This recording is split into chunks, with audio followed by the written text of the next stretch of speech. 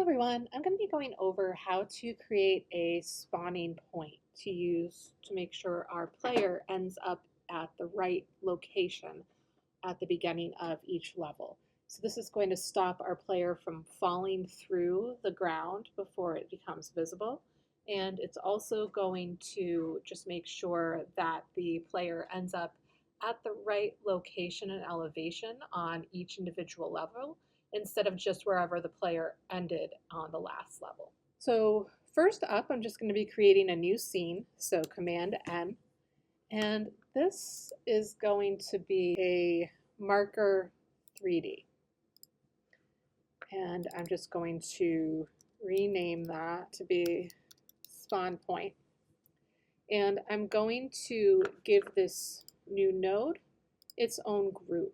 So I'm going to add a new group. I'm going to name it player spawn or something to that effect. And I'm going to just make sure that it's global so it's available throughout the whole game. And I'll say okay. I can save my spawn point. I'm going to put it in my shared directory because it's going to be used on multiple levels. And there we go. Now, on each level, I'm going to be adding an instance of my spawn point.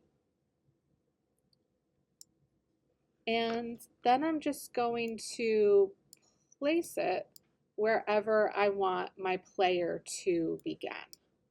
And so this is going to be level by level. I'm going to decide where do you actually start the game. Maybe I'm going to start on the opposite corner, and I'm going to put this just a little bit above the ground as a starting point. I might come back and make some changes to that. Save that level. I'm going to do the same thing for level 2, and if I have any additional levels, I'll do the same thing on each one. And wherever this is going to be located. And the one thing I do want to mention about these spawn points, eventually we're going to have a portal object that allows us to go from level to level. I just want to make sure that the spawn location is not overlapping perfectly with a portal location. So that's going to be something to be aware of in the future. So I'll start over, maybe over here on this one, and again I want to make sure that it's not too low, but I can experiment with what works for that. So I'm just going to use that as my starting point, save the changes to my scene, and then I need to do some scripting. After my exported variable, I'm just going to paste this new variable. So this is an onReady variable. It's going to be available right at the start of the scene, and I'm naming it player instance. The type is a node. And to find the value for this, I'm literally just going to drag my player from the scene tree over to this empty space here. I can type the location as well, but it's easy enough just dragging and dropping like that. So now I have my player instance set up. So at the very bottom of the script, I'm adding this new function specifically for player spawning. And I have a variable for the location that the player is spawning. And it's finding that location by accessing the scene tree, getting the first node in the group called player spawn, which happens to be the only node in that group.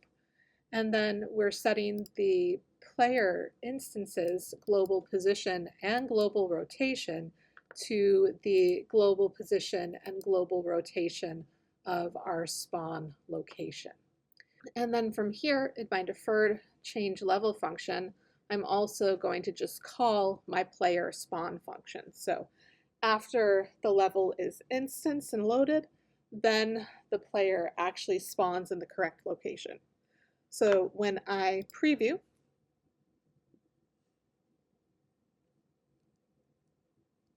my player loads, it's no longer loading right up against the obstacle over here like it was before. If I reload for a moment, It might fall a little bit in place, but I think that location is totally fine.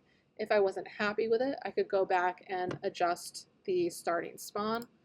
If I'm not happy with the rotation, like maybe I don't want it to face this direction, I want it to face more this way, I can come back over into level 1. I have my spawn location. I have this currently set to rotation, and I can just adjust the rotation, whatever number of degrees makes sense. I could also type over over here. Maybe I want it to be more like 45 degrees instead of 60. I can preview, see where that's loading, and actually I'm really happy with that direction right there. So that looks great. I want to make sure that I test my other level as well. So if I come back over to the game scene, I'm just going to stop the preview. I'm going to make sure my game node is active, and I'm going to just switch out my level. So I'm going to quick load, go to level 2, preview.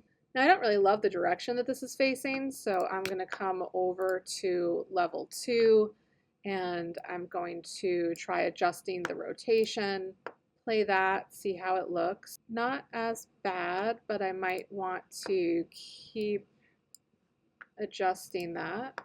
Okay, I'm more satisfied with that. I just didn't want to be looking straight on the edges here, but this angle makes a lot more sense. So I'm satisfied with that as a spawn location. I should maybe fix where that obstacle is located at some point so it's not hovering in the air, but everything is now spawning exactly where I want it to. All right, so I do want to mention we can do some troubleshooting for the position if things are behaving a little bit strangely. So I'm just going to go after the ready function and add the process function. And I'm just going to uncomment these lines here. And so process is a default function that's used for dealing with just general processing. And it usually uses the delta parameter to keep things consistent over time. I have the underscore there just so that it knows it's not using delta in this particular case. And I'm just adding a print for the global position and the global rotation.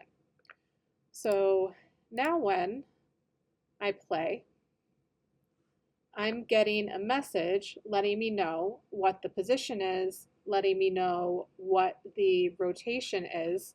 So when I stop, I can get back to the very start and I can see just what those are and where they're changing.